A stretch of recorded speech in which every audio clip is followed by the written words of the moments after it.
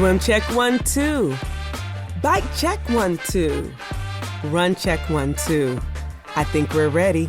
Let's try this. Welcome to the Try Beginner's Luck podcast, a podcast where we explore the sport of triathlon from a variety of perspectives to help beginner triathletes on their journey. I am your host, Mashonda Shines. Welcome back to another edition of Try Beginner's Luck. So it's November. The season is slowly coming to an end, although there's still a lot of fall marathon races, a few long course races still happening. But for the most part, this is the time where we start to think about what is going to happen for 2023. What is our game plan? What races are we going to do? How do we need to train? What should we do during our quote unquote off season so that we can have a very strong beginning to our season and not try to catch up?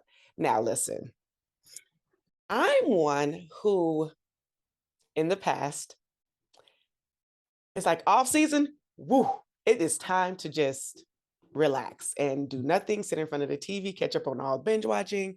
But I've also grown and I've learned that that is not wise. And again, I don't want you making mistakes that I've made, but I also think it's also about learning and growing and evolving. And that's what I've done as an athlete. And that's what I would like for you to do as an athlete, because even though we're here to try beginner's luck, we can always try beginner's luck and be smart too at the same time. And so for that reason, I thought it was important to bring on a doctor of physical therapy who specializes in mobility and working with runners and multi-sport athletes from Olympic qualifiers in the marathon to Kona qualifiers in the Ironman distance, all the way to couch to 5K runners and everything in between. She is none other than Dr. Sarah Weimer, who's owner of DC Physical Therapy and Fitness. Well, welcome to Try Beginner's Luck, Dr. Sarah Weimer. Hey, Dr. Sarah. Hello, hello, hello. Well, welcome again to Try Beginners Luck. I'm so excited to have you here. And how I've come to know about Dr. Sarah Weimer is I was a patient coming to her for physical therapy. And then I had to stop coming because, job changes. And she's a legit facility. And so they only take the expensive insurance, and my insurance went to a different insurance. But no, that's neither here or there. But my insurance changed. I wasn't able to come to her. And then the pandemic happened. And then she did something brilliant. She started outdoor workouts for all of her athletes as she was rehabilitating several of us. And then it just turned into a massive session on the National Mall right here in Washington, D.C. Dr. Sarah, tell me about your evolution and how did you know or realize that that was something that was needed at that particular time? Yeah, the pandemic kind of kickstarted my business. Everyone needed a stress relief, number one, but also rehab. Gyms were closed. PT, people just didn't want to come indoors. So I saw a need to open an outdoor facility or at least get equipment to start getting people moving again safely. Outdoor space, away from each other, cleaning everything. And I just took advantage and made everybody a little bit easier, comfortable with working out. And that's how we started working out on the mall. Yeah, and what you said, and cleaning everything. So we as athletes were responsible for wiping down everything, and everyone took ownership. And that's what I loved. It was like we knew what the drill was, we knew what the situation was. And I really appreciated that you made it affordable for all people. And that was just really very smart. So I want to talk about a little bit about your history, and then we'll get back into the business. So you've pretty much always been an athlete, is that correct? Always.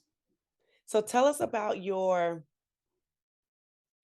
start. Like what was one of your first sports, your best sports, and how did you evolve into being the avid runner that you are today?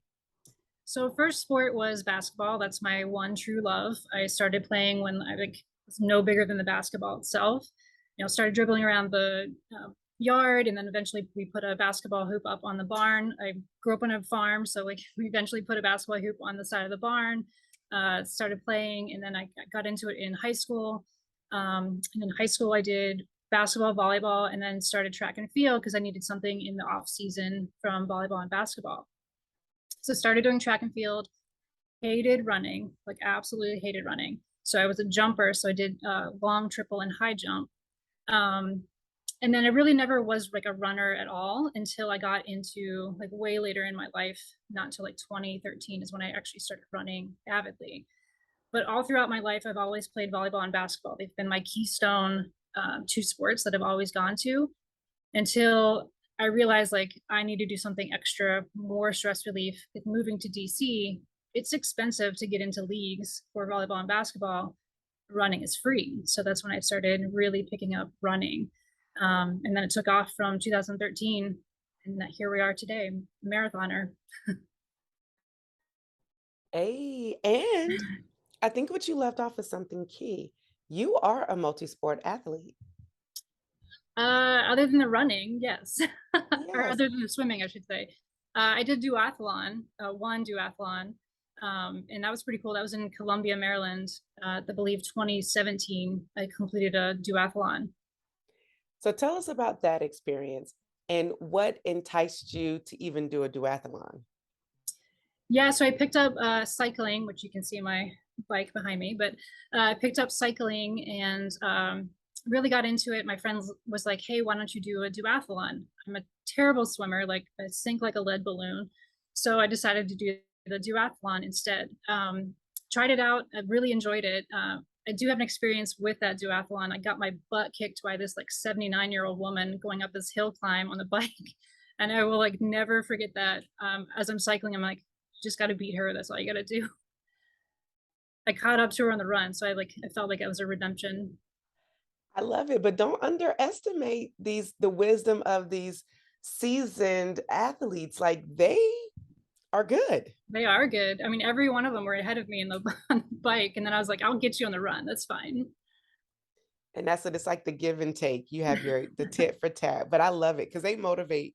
They're very it's motivational to watch them as they're competing. And then you're just like, man, I want to be able to have this at that age and be able to still be able to move, be limble and nimble, and just really be able to enjoy the fullness of life at 79 or 80 years old.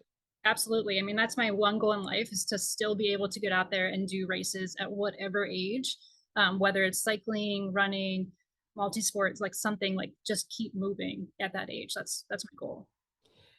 And that should be everyone's goal. So let's talk about Absolutely. this. This is like a perfect segue into that.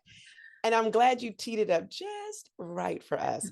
So, to be mobile at any age, what do you think we need and what is missing from a lot of our active routines? I would say number one is consistency. Like, unfortunately, in our age right now, it's like we are being pulled in so many different directions for work, for life, for friends, for our own ambitions, that type of stuff. Like, we're always being pulled in a different direction, but we really need to be consistent with our movement patterns. And that doesn't have to be the same sport over and over and over. It doesn't have to be running, it doesn't have to be cycling, it doesn't have to be swimming. It can be anything. Like, fill your gaps with some type of movement, and that's what's going to keep you long, healthy long into your life. Okay. So, being consistent, what type of workouts would you recommend at the minimal level to just keep that movement going? Very minimal, just body weight exercises. Because if you can lift and move your own body weight, that's really all you need to do. Because our body weight is always going to change, right? Our flexibility, our mobility, it's always going to change as we age. As long as you can move your body, that's what you need to be able to do. Okay. I want to talk about something that I didn't realize was a real thing. And I don't think people realize is a thing. Driving in your car and sitting for long periods of time, especially being at a computer, like we hear about those things, but you can literally be injured sitting down. Yep. That's like 90% of my population in the clinic. And let's talk about that because I think, especially with all the work from home, and you have athletes who are just busy working from home, they forget to take breaks. Mhm. What is it that you're seeing, and how can, if they have to sit a long time, still be moving while sitting so that they aren't injured or stiff when it's time to work out? Yeah, anytime you can combine movement with your job, for instance, if you're walking on a treadmill or cycling at the same time, if you're on a conference call and you can kind of just zone out and still be moving, but be present in that meeting or in that work, that would be the best key.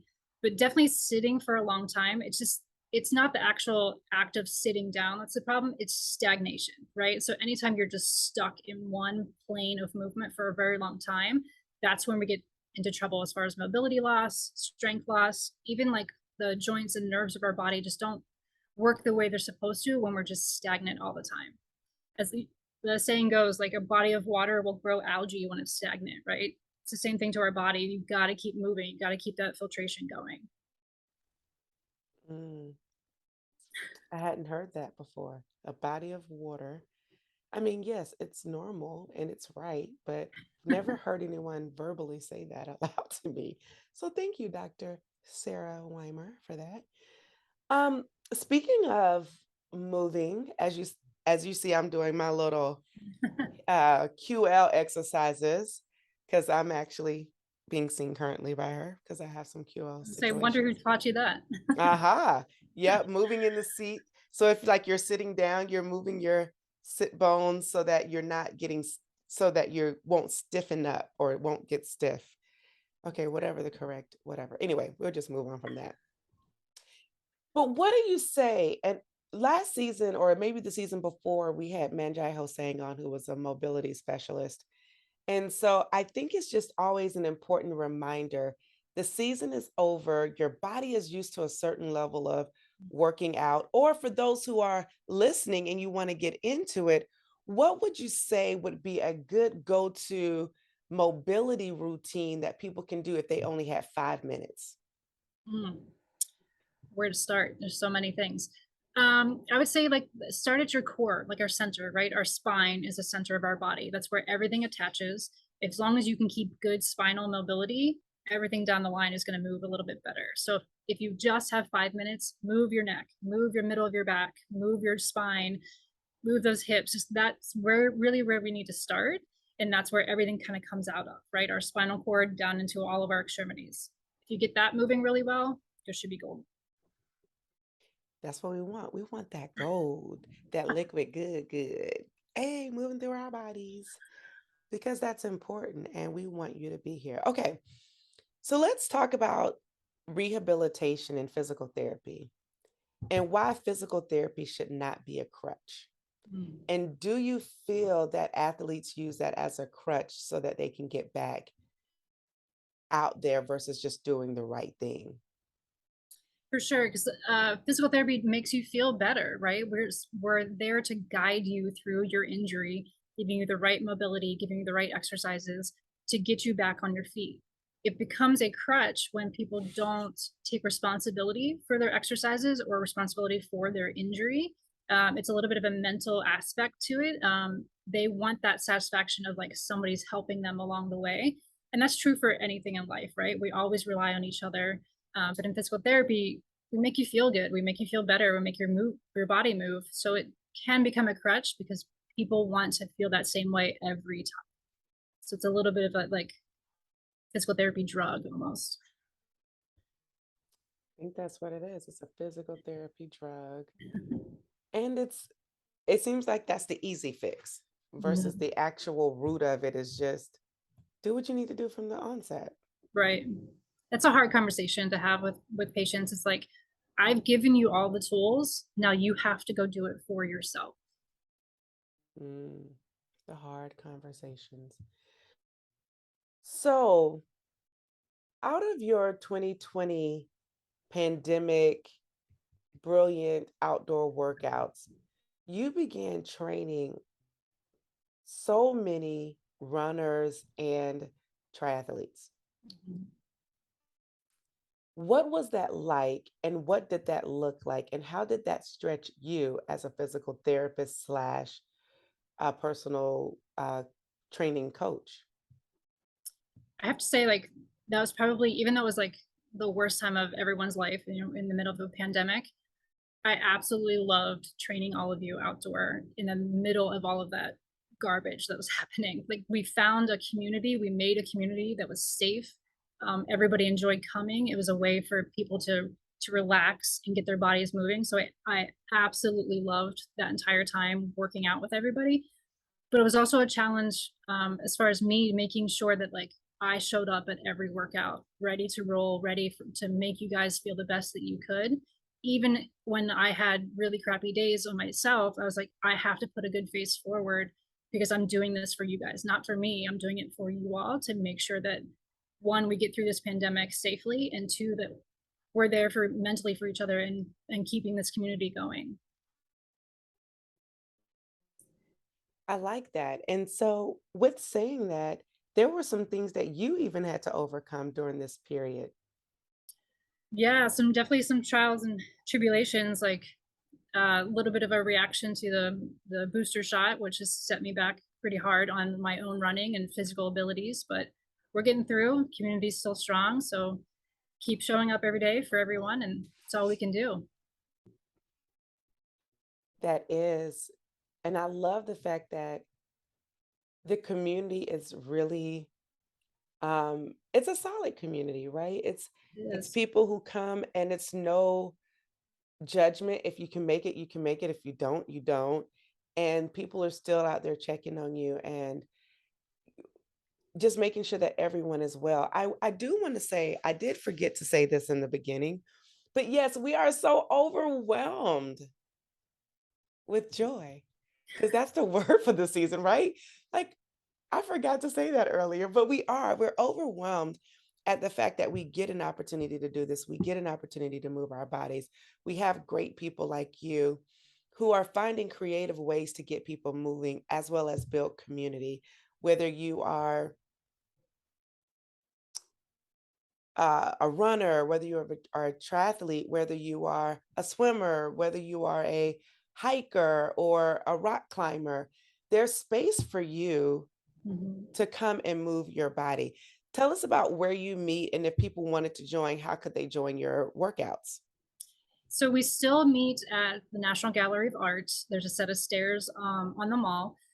We meet there Wednesday nights, 6:15 for start, and then Sunday mornings. I'm still at the National Mall some days. I am currently might be moving for the winter months, but the best place is to go to my website, dcphysicaltherapyfit.com, to check out what's scheduled or what classes I might have on there. All right, dcphysicaltherapyfit.com. Fit. Love it, love it, love it. All right, so let's get into off season. People they're jonesing for a workout. How would you instruct them to be smart in what they choose to do during their off season to set them up for success for their next season? I think they need to prioritize, number one, what is their goal for 2023? Is it, do you want to get faster? Is there a race that you have been eyeing for a long time that you want to get done? Or is it just like, I want to do as many races as possible? You pick out which one you want to focus on, and then you set your off season to that number one goal, either whether it's a race, a distance, anything like that. Your off season should match your goals for 2023 or the following year. A lot of people jump into too much, how do I say this, too many workouts right out of the gate in the off season because they come off of such a high from the season, and their athletic ability is at its peak or should be at its peak at the end of the season. So they try to jump into too many things in the off season. So if you kind of just dial it back, focus in, like, what did I miss out of the last season? What do I need for the season going forward? And then just fill in the gaps from there. You know, that's easier said than done, right? Absolutely, absolutely. So let's break that down a little bit more. So, in terms of dialing back, say for instance, someone has just completed this rock star season and now they want to go run 2 or 3 marathons. They want to keep their running up, they want to weight train. Like, what do they need to do? Because they just feel like they have everything at their disposal and they can do anything because they're bionically superhuman because they have built up all this fitness. Absolutely. So it depends on like when's your next race, right? I mean, PTs, we always say it depends, which is a kind of a fallback because sometimes it does really just depend on what their level is. But I think that what they need to look at is how successful was their last season? Was it riddled with injuries? Did they have one nagging injury that kept coming back over and over and over? Or was it smooth sailing? If it was smooth sailing, I would say don't change anything in your off season. Just keep rolling, not to the same intensity, but dial it back enough to keep that fitness level there. If you're riddled with injuries, you need to seek out a consultation from a physical therapist or a personal trainer, someone to find those imbalances so that we can figure out why you keep having injuries over and over and over. If it's one injury that keeps coming back, again, like find a physical therapist to help with that injury. Like there's a reason you keep getting injured over and over and over, and we need to figure that out. And really, that's what the off season should be about: is figuring out these nuances or these issues that popped up during the season that you maybe have never had or have had for however many years. We have to figure that out in the off season and then focus on getting that better. Okay. I mentioned strength training in this last one, but we haven't talked much about strength training yet. How important is strength training? And does strength training really make a difference long term? It's probably the thing that I talk the most about with my athletes is strength training. I mean, I built an entire business off of strength training and making people strength train. Um, it's for sure is the pinnacle of an or should be the pinnacle of an athlete. If you're not strength training, you're not asking your body to do more in a task than it should be able to, right? So if you can add strength or add weight to your body weight and be able to move that, that's going to help your body get stronger, number one, but also like bone density for women especially. It's going to help with muscle strength. It's going to help with the stability of your body. If you're not strength training, you're just kind of taxing the same muscle over and over and over without creating a higher need or higher load to your body. So you're kind of spinning your wheels, so to speak. You're not really getting anywhere. And notoriously, or I guess in a lot of reports, I should say, it's often read that runners choose to just run versus doing the strength training, which is why they have a lot of injuries or nagging injuries. Yeah. So, what are some of the common injuries you find with those in the multi-sport world as a result of lack of strength training? Multi-sport world, we see a lot of lower and upper back pain. One because of the you're fixed on a bike, and two because of the swimming aspect. Right, a lot of people will neglect their core or spinal mobility because of those two aspects of their race. So you really need to make sure like your core is strong. You need a good core to be able to swim, keep your body in a parallel position. Same thing on the bike. You need to have a strong core to stay in that aerial position the entire time. You need to be comfortable in those positions. But if you keep neglecting the muscles that hold you in those positions, that's where problems arise. Now, this was an opener for me this year in realizing how central the core is to pretty much everything we do. That's why they call it the core. That was one of those. Now I lost my train of thought. That was good. That's why they call it the core. Whatever. But yes. What are ways that you can do if you're not a traditionalist and don't want to do the crunches? Mm. What are some ways to trick yourself into doing ab work so that you can build your core? Easiest thing for ab work, this is gonna sound bananas, but breathing. A lot of people like will not use their abdominal muscles correctly to actually help them breathe. We just rely on the lungs to passively bring in air and air in and out. Your abdominals, your diaphragm, that's all part of your core. If you have to use those muscles to help you breathe adequately. Think about a swimmer, like, every time you turn your head to breathe, if you're not using your core, your hips are gonna dip down. Now you just made your stroke a little bit harder. Same thing with on the bike, right? If you're in that aero position, if you can't breathe, expand your chest to be able to get air in, we're going to run into problems in our back because we can't get that mobility. As she was talking, I was doing some breathing exercises. But breathing not only just helps with your core, but it really is good because it helps to get you in your parasympathetic mode, There which you go. helps to reduce stress. There you And go. listen, deep breathing is a winner for multiple fronts, not just your core, but also just to keep your body in a very nice and calm reaction or calm state, especially if you have a lot going on in your life. It's a really good way Absolutely. to just hold it in and release and smile, and everything will be okay because you know what? You only can control what you can control. And the things that you can control in this moment as we get ready for season for the 2020 for the 2023 season is we can do our core work. We can do our mobility work. We can do our strength work. And we can be stronger than we were because we're doing the right things so that we do not have to go to a physical therapist. And we can just immediately come out of the box strong. Absolutely. That was nice and calm. Did you guys appreciate that? And everyone is shaking their head yes as they're listening. I get it. I'm here because I'm shaking my head. Yes. So, talk about 2021 for you. You trained so many athletes with some really big goals. What were some of those goals, and what did you do to get them prepared for their races?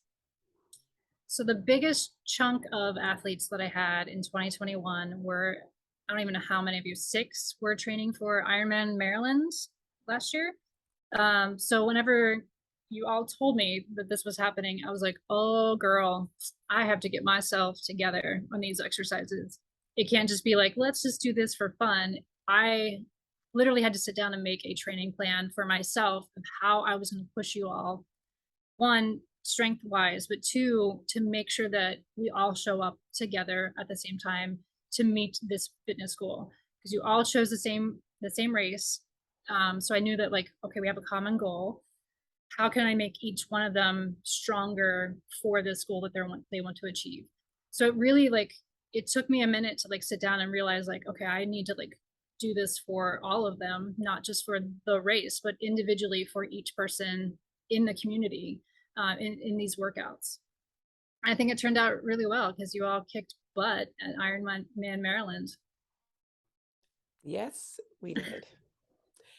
Now, what is the attrition rate of those who participated last year, and how have they continued this year if they have or haven't? There's definitely been a drop off of clients, but I've also like gained a lot of new clients at the same time.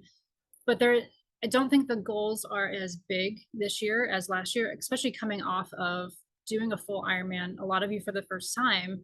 Um, I don't think there's that same goal for this past year. A lot of people had a lot more running goals, swimming goals, that type of stuff. So it's definitely been a step back as far as the amount of people attending the workouts, but also like life came back, right? So everybody's back to work. Everybody has other challenges, families that they can finally go visit for the first time. So I can't blame that entirely on like not having fitness goals, but like life came back and reality kind of checked in for all of us with these workouts. But I'm still there. I'm still doing them. Everyone shows up when they can, when they want to, and it's still a no pressure, no judgment space for everyone.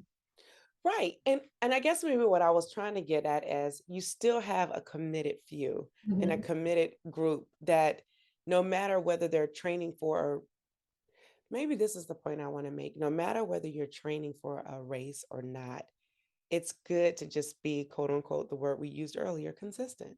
Mhm. And good to just keep your body in a state that it can be ready to go at any given moment for, at minimum, a sprint distance, if that's what you choose to do. Correct. I mean, I have 5, ladies and gentlemen that never race, that don't do any races at all, and they attend the classes purely for fitness. They have no running ambition, they have no races, nothing like that. They literally come because it's an organized workout, and that's what they want out of it, which is fine by me. I bet it is. No, I'm just kidding. So tell me, what do you think, and what advice would you give to an athlete who's a beginner, who's contemplating doing a race, doesn't know where to start?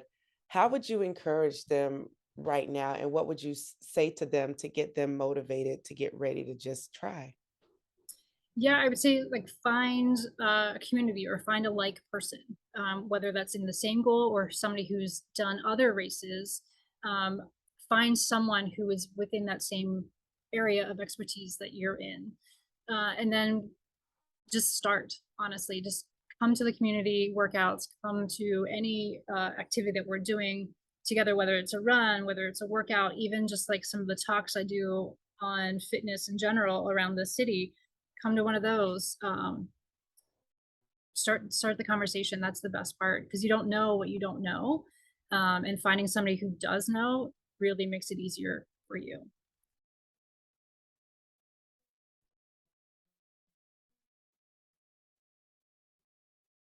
There it is. Find a friend and let's get training. So, Dr. Sarah, you are amazing at what you do. You have the results to prove it, especially this year. Like, you've had some big qualifiers for some really major races around the world, with some people. And so, how does that keep you encouraged and motivated to continue to do what you do? Yeah, I mean, I love working with all types of athletes. Like you said in the intro, like whether it's a first time runner or it's a first time multi sport, or I have a few ladies who are on the verge of qualifying for the Olympic trials and marathon. And I had just had one athlete at Ironman Maryland this year qualify for Kona. Like, it's awesome to have that level of experience and expertise, but it's also humbling to work with people who maybe this is their first race, right? So everything in between, it keeps me on my toes, and I love every aspect of that because I can learn from every person within that group of people, whether it's from my high level athletes. Every time we do something different, like I learn from them, or a new person who I have to explain things a little bit differently because they've never experienced that before. It definitely keeps me on my toes, and I really enjoy learning from everyone within that group.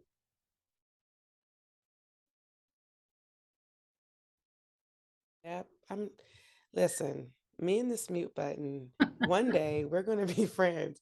So, just to kind of clue you guys in as to what's happening, I put myself on mute just so the sound quality is at the purest it can be.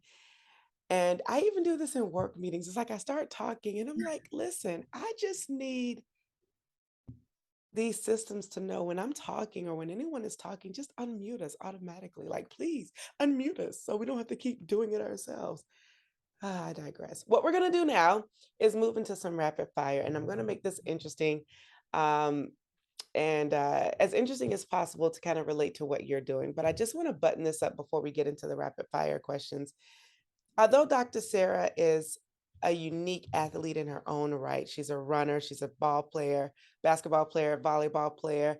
She knows her stuff when it comes to physical therapy, fitness, and making sure her athletes are in top shape. And so I just highly encourage, if you don't live in the DC area and you want someone who's going to share really good information, give them your Instagram handle so that they can follow you for tips and tricks and scientific facts. Like, you put it all out there.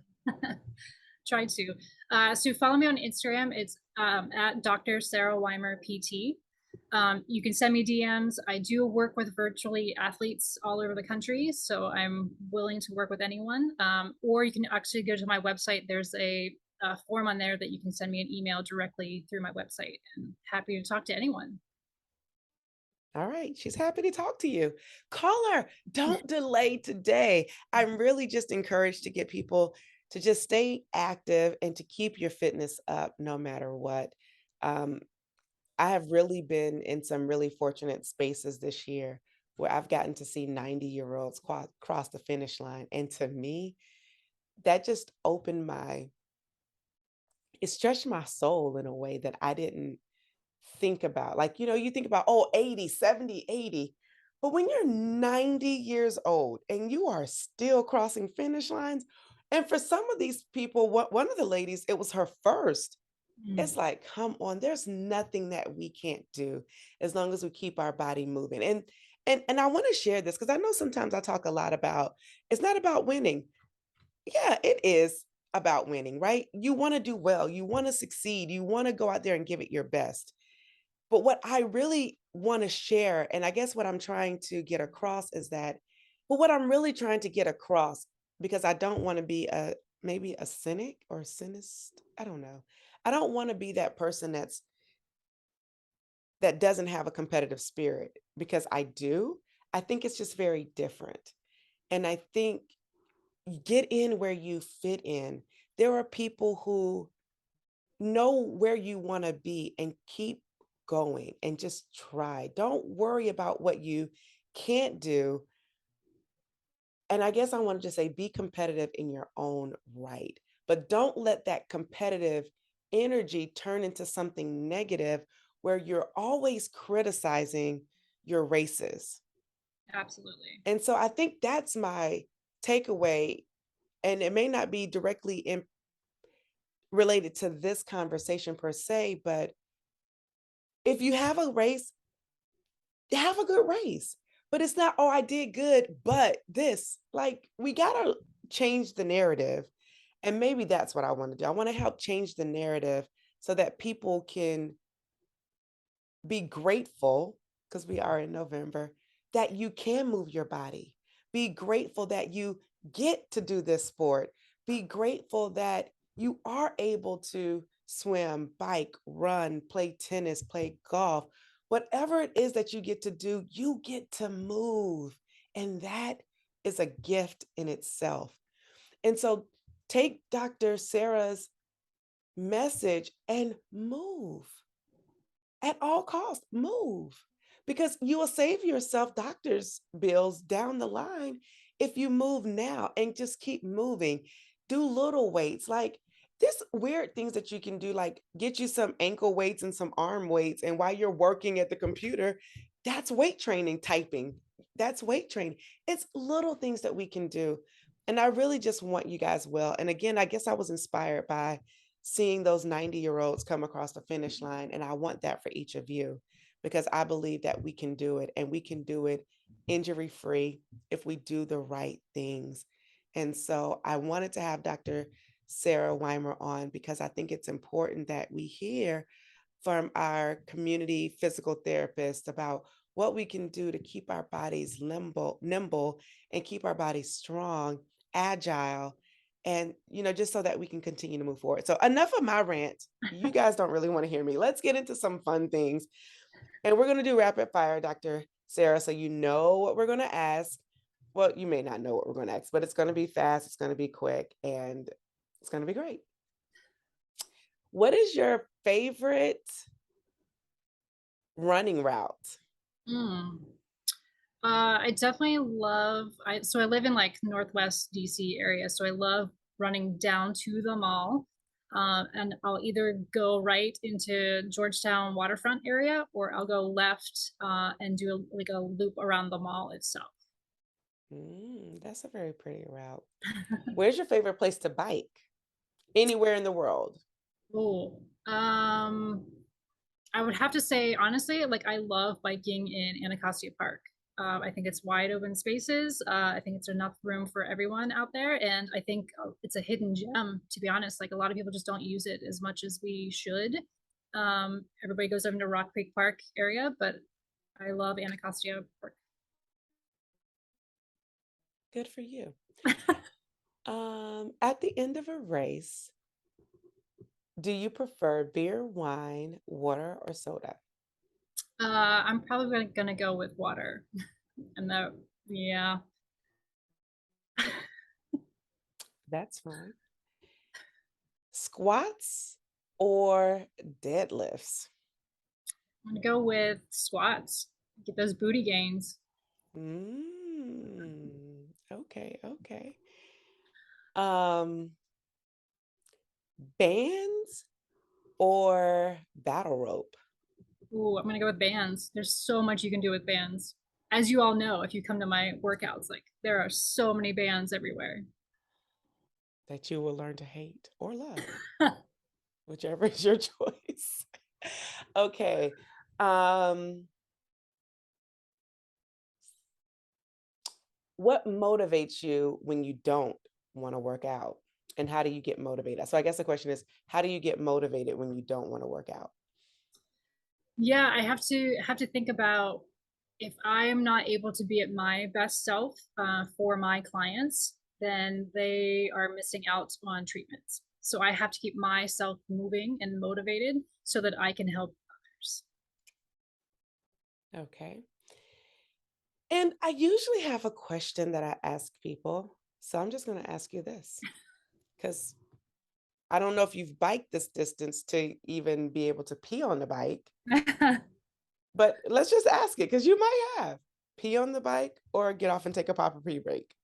I would get off the bike. Well, let me ask you this because this might have happened. You're running a marathon, Mm. pee on yourself or find a porta potty that's 2 miles away and you can't get there. Yeah, I'm finding a porta john or in the woods somewhere. You're classy. I Maybe know I'm I'm too not. OCD. I'm too OCD about it. I have to. I can't do that. As I think about this, people be like, "Why are you so amused with peeing on yourself and peeing on the bike?" It's really not. I I think it's actually was just like, I don't think she'll ask me that, but here we are. I didn't think I was gonna ask either. And then I just kind of felt in my inner being. I was like, "What the heck? Just ask the question." Oh, I love it. What do you do to decompress? Decompress. I usually will read something that's not medical related. So to get my mind off of anything, I'm always reading something, right? What's usually medically related or fitness related. So I have to sometimes shift my brain completely and go to something completely off the wall to make my brain decompress. All right. And because this season is about overcoming, what is the biggest challenge you've overcome and how has fitness helped you do that? So I would say I'm still in that battle, unfortunately, with my reaction to the booster shot. So it's been a long haul, I'll say that. But I'm slowly coming out the other end, and it has really made me realize how much running and fitness is a part of my life. Because there were a few months where taking a shower was the peak of my fitness for that day. So I'm definitely coming out of it and I'm realizing like I need to keep myself moving because fitness is my life. Fitness is my self, and physical therapy is who I am. So I have to be able to do that to be myself. And because we're in November, what is something that you're grateful for? Honestly, I'm grateful for the community that I have around me. All of you that came together in 2020 when the world was shit, so to speak. That community really kept me going, to be honest. Like it gave me something to look forward to every weekend and every Wednesday. And it, like I said, that was probably the, it's gonna sound weird, but the happiest time of my life was like keeping all of you happy and going through 2020 and 2021. Like that was awesome. I would repeat those 2 years over and over and over as far as what we built. Yeah, let's clarify that. With what we have built with the community, yes, we will build that over Yeah, and over, not and we yeah, COVID aside, but go with the side. But yes, yeah, that it can we kick rocks, but yeah, but community, I am so grateful. And I know that those who will listen to this and hear this will say that they are grateful. So I'm going to speak on behalf of the crew. We are so grateful for you. Thank you for coming to Try Beginners Luck and sharing your knowledge. And for those of you who are listening, thank you. Thank you is a powerful word. It's a powerful gesture. And I can't say it enough. I am grateful for you listening. I am grateful for Dr. Sarah and giving up her time today. Keep moving. It is a gift. Movement is a gift. Do yourself a favor. As you're listening to this, I hope you're working out as you're listening to this, but just keep moving and have a strong 2023 season as a result. All right. Whenever you try beginner's luck, you always win. And you know that. I'm Mashonda, and we're out. Peace. Thank you for tuning in and listening to this episode. We need your help so we can continue to try at TBL. So for more information on where you can find and subscribe to this podcast, visit www.trybeginnersluck.com. And don't forget, whenever you try beginner's luck, you always win.